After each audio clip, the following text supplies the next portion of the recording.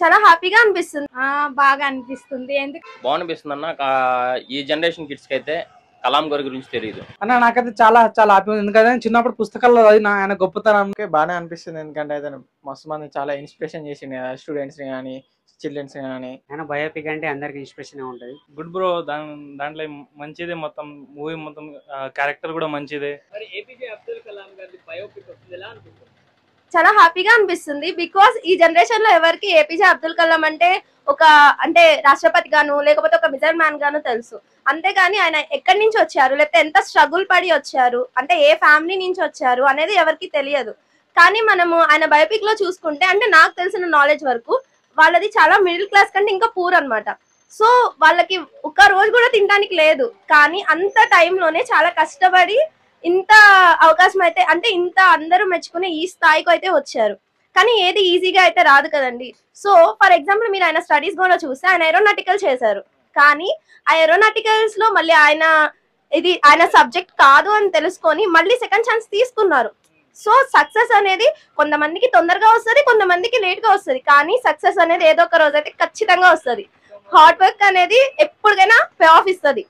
So మరి ఈ cinema direct చేసేది ఓం రావు గారు, ఆయన గురించి చెప్తున్నారు.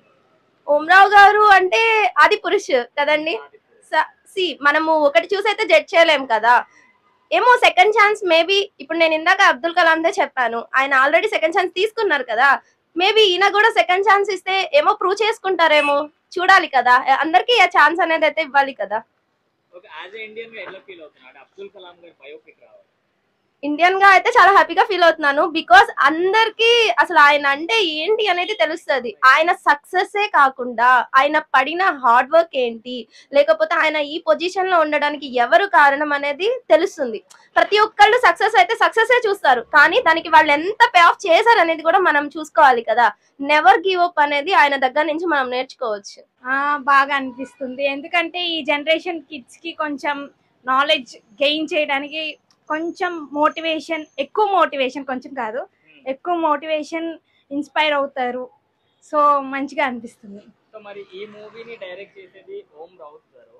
సో ఎలా అనిపిస్తుంది డైరెక్టర్ పేరు విన్న తర్వాత? Director name win second chance, నిజంగానే అన్నట్టు సెకండ్ ఛాన్స్ ఇచ్చి చూడాలి కదా. ఒక్క ప్రాజెక్ట్ మీద జడ్జ్ చేయకూడదు ఒక మనిషిని. సో బానే అనిపిస్తుంది. రిలీజ్ అయ్యాక చూడొచ్చు. సో మెయిన్ లీడ్ లో ధనుష్ గారు ఉన్నారు. సో ధనుష్ గారి గురించి ఒక మాట చెప్పండి. ధనుష్ గారు చాలా మంచి యాక్టర్. సో ఆయన మూవీస్ అన్ని ఏదో ఒక మెసేజ్ ఓరియంటెడ్ గానే ఉంటుంది. సో ఈ మూవీ కూడా అలానే ఉంటుందని అనుకుంటున్నాను. బాగునిపిస్తుంది అన్న. ఈ జనరేషన్ కిడ్స్ కి అయితే కలాం గారి గురించి తెలియదు. అతను ఏంది అసలు, అలా ఎలా ఎదిగారో పిఎం స్టేజ్ దాకా అని చెప్పి.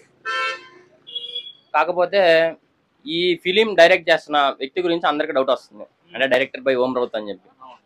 నా ఒపీనియన్ ఏంటంటే ఆదిపురుష్ ప్రీవియస్ సినిమా ఆదిపురుష్ గురించి ఓన్లీ విఎఫ్ఎక్స్ గురించే మాట్లాడే కానీ స్టోరీ లైన్ గురించి ఎవరు మాట్లాడాల. అంటే స్టోరీ బాగుంది అంటే నేను సినిమా వాచ్ చేయలేదు, విఎఫ్ఎక్స్ గురించే మాట్లాడారు అందరూ.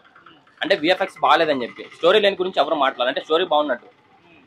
అలాగే ఇది కూడా విఎఫ్ఎక్స్ పెట్టకుండా తీస్తే సినిమా బెటర్గా ఉండొచ్చు అని నా ఒపీనియన్. కలాం గారి బయోపిక్ అంటే ఒక రేంజ్ లో ఉంటుంది, విఎఫ్ఎక్స్ పెట్టకుండా తీస్తే ఇంకా బెటర్గా ఉంటుందని నా ఒపీనియన్. విఎఫ్ఎక్స్ వాడకుండా, అంటే డైరెక్టెడ్ బై ఓం రావుత్ అన్నారు కాబట్టి.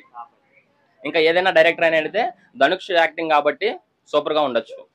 ఎందుకంటే ప్రీవియస్ ధనుష్ సినిమాలు ఏమైనా కానీ సూపర్ గా ఉంటాయి. I watched it before. అన్న. నాకైతే చాలా చాలా హ్యాపీ ఉంది. ఎందుకంటే చిన్నప్పుడు పుస్తకాల్లో చదివిన ఆయన గొప్పతనం, తను చేసిన అవన్నీ కూడా నిజంగా ఒక ఇండియాలో నిజంగా బిఫోర్ అబ్దుల్ కలాం ఆఫ్టర్ అబ్దుల్ కలాం చెప్పుకోవచ్చు అన్న. అంటే తను చేసిన విధానం అటువంటిది. ఎందుకంటే తను ఎన్నో ఇబ్బందులు ఎదుర్కొన్న, చదువుకోనికి అవకాశం లేని టైంలో కూడా చదువుకొని ఇండియాకి నిజమైన ఎడ్యుకేషన్ గా మారిన వ్యక్తి తను. సో తను చాలా మంది కూడా ఇన్స్పైర్ కావచ్చు. నిజంగా చూడన్నా, ప్రెసిడెంట్ అయిన మాటలు కాదు, 2002 నుంచి 2007 వరకు తను ప్రెసిడెంట్ గా 5 సంవత్సరాలు అయ్యింది. ఆయన మళ్ళీ ప్రెసిడెంట్ అయ్యే అవకాశం వచ్చినా కూడా నాకు వద్దు, నేను ప్రెసిడెంట్ అవ్వను, నేను పిల్లలకు చదువు చెప్తాను ఉద్దేశంతో అలాగే టీచర్ గా ఉండిపోయాడు. సో అవునా కాదు, మిసైల్ మ్యాన్ అంటాను. So is the first person for nuclear reaction కనుక్కోవడం మొదటి వ్యక్తి అని చెప్పొచ్చు. నిజంగా తనకు కోరుకున్నాను లీడ్ ఇండియా 2020 అన్నాడు, కానీ తన కళ నెరవేరలేకపోయింది అన్న విజయంలో నా బాధ కలిగింది. సెటగలకన్నా తన గొప్ప వ్యక్తి అబ్దుల్ కలాం లాంటి గొప్ప వ్యక్తి చరిత్ర బయపు తీయడం అనేది చాలా గ్రేట్. ఇక్కడ అవతల వ్యక్తి ధనుష్ నిజంగా పెట్టిన పేరు మట్టిలో మాణిక్యానికి వచ్చేదన్న. తను అబ్దుల్ కలాం యొక్క బయోగ్రఫీ యాక్చువల్గా ఇమ్ముడిపోయే ఛాన్స్ ఉంది కాబట్టి మంచి యాక్టర్స్ కాబట్టి. కానీ నాకు మెయిన్ డౌట్ ఉన్న వ్యక్తి అంటే ఓం రావుత్. ఎందుకంటే ఆదిపురుష్ సినిమా చూస్తాం మనం. సో అంత పెద్ద ప్రభాస్ని హ్యాండిల్ చేయలేకపోయాడు అన్న ఫీలింగ్ అయితే కొద్దిగా కలిగింది. సో స్టోరీ చాలా మంచి స్టోరీ, తెలిసిన స్టోరీ, అందరూ తెలిసిన స్టోరీ, మంచి యాక్టర్ ధనుష్ కూడా మంచి యాక్టర్ కాబట్టి సో ఎట్లా హ్యాండిల్ చేసిన సస్పెన్స్ మారింది. కానీ ఎటైల్కి అయితే మంచి స్టోరీ, నిజంగా ఇట్లాంటి స్టోరీస్ రావాలి, ఇన్స్పైర్ కావాలి. చూడండి మొన్న జైభీమ్ సినిమా కానీ సో ఇట్లా గొప్ప గొప్ప సినిమాలు రావాలి. వచ్చినప్పుడే మనకు వాళ్ళకి విలువలు మనకు తెలిసే. మొన్న 12th ఫెయిల్ సినిమా చూసిన అన్న, ఒక ఐపీఎస్ ఆఫీసర్ అవుతాను. అది చూసి చాలా మంది పిల్లలకి ఇన్స్పిరేషన్ కలుగుతుంది. ఎప్పుడు చూసినా ఈ నరకటాలు, చంపటాలు, ఈ రొమాన్స్లో కాదు, ఒక రకమైన బయోపిక్ కూడా వస్తే ప్రజలలో ఒక ఇంపాక్ట్ కలుగుతుంది, మార్పు వస్తుంది. స్టూడెంట్స్ కూడా బాగా చదివి లైఫ్ సెటిల్ అవుతారు. కాబట్టి నాకు నమ్మకం ఉంది అబ్దుల్ కలాం స్టోరీ మంచి హిట్ అవ్వాలని మనస్ఫూర్తిగా. కానీ కొద్దిగా ఓం రావు డైరెక్టర్ మీద కొద్దిగా డౌట్ ఉంది. ఎటగా ధనుష్ అయితే మంచి యాక్ట్ చేస్తారని నమ్మకం నాకు ఉందన్న. మరి డైరెక్టర్ ఓం రావుత్ గారు కాకుండా ఇంకెవరు డైరెక్ట్ చేస్తే బాగుంటుంది అన్న? ఇట్లాంటి స్టోరీస్ నిజంగా మీరు చూసారో లేదో, మన రాజమౌళి ఒక సినిమా చేశాడు నాగార్జునతోనే. సో అట్లాంటి సినిమాలు రాజమౌళి యాక్ట్ చేసి ఇట్లాంటి సినిమా తీస్తే మాత్రం నిజంగా ఎవరు ఊహించేంత మంచి బడ్జెట్ కానీ ఎవరు ఊహించేంత కలెక్షన్స్ కానీ వచ్చే ఛాన్స్. కాబట్టి సో ఎటకెళ్ళకైతే చూద్దామన్నా ఏం జరుగుతుంది. నేను ఈగర్లీ బేడిస్తా మంచి హిట్ కొట్టాలని కోరుకుంటున్నాను. ఓకే, బాగానే అనిపిస్తుంది. ఎందుకంటే అతను మస్తు మంది చాలా ఇన్స్పిరేషన్ చేసిండు స్టూడెంట్స్ని కానీ చిల్డ్రన్స్ని కానీ. ఆయన missile man of India. Okay, నాకైతే మంచి ఫీలింగ్ ఉంది. ఎందుకంటే గ్రేట్ పర్సన్ ఆయన ఇండియా. సో బయోపిక్ వస్తే ఎలా ఉంటుంది అంటారు జనాలు? బాగుంటుంది, ఎందుకంటే చాలా మంది ఇన్స్పైర్ అవుతారు ఆయన చూసి. కానీ డైరెక్టర్ డౌట్, ఎందుకంటే ఆదిపురుష్ మనం చూసినాం, అంత పెద్ద స్టార్ని పెట్టుకొని కూడా అది మళ్ళీ స్క్రిప్ట్ అది మొత్తం రామాయణం అంటే అందరికి తెలిసి, చిన్న పోర నుంచి పెద్ద ఆయన ఆగా అందరికి తెలిసి స్క్రిప్ట్ లీక్ అయ్యి కూడా ఎగ్జామ్ ఫెయిల్ అయిన ఆయన. ఇక ఇది ఏం చేస్తాడో కూడా తెలియదు. ఇది కూడా స్క్రిప్ట్ లీక్ అయింది, మరి ఎగ్జామ్ పాస్ అవుతాడో ఫెయిల్ అవుతాడనే తెలియాలి. ఇక మరి ధనుష్ గారు లీడ్ రోల్ లో ధనుష్ మీద ఓకే, ఫుల్ కాన్ఫిడెన్స్. ఆయన ఎన్ని సినిమాలు ఇవ్వలేం బ్రో మనం. ఆయన మీద ఫుల్ కాన్ఫిడెన్స్ ఉంది, నమ్మకం ఉంది. అని డైరెక్టర్ కొంచెం తేడా ఇరుకు అంతే.